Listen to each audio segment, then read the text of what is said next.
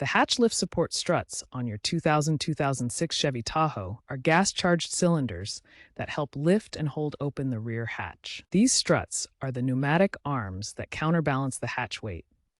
Inside, they use a bladder or piston system filled with nitrogen gas to provide lifting force. When they fail, the hatch becomes heavy and won't stay up on its own, presenting a safety hazard.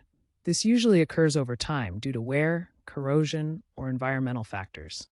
To remove the old struts, first support the hatch manually to prevent it from falling. Then, locate the strut mounting points on the liftgate and the body. Use a screwdriver to pry off the plastic clips or remove the bolts securing the struts.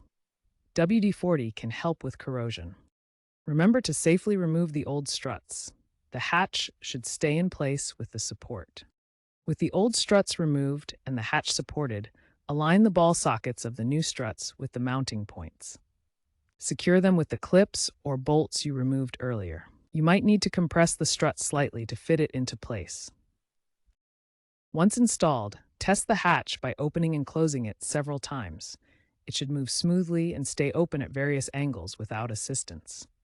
When selecting new struts, consider aftermarket options like those from Dorman, which have shown good longevity, or eco-friendly options like Stabilis Eco Struts.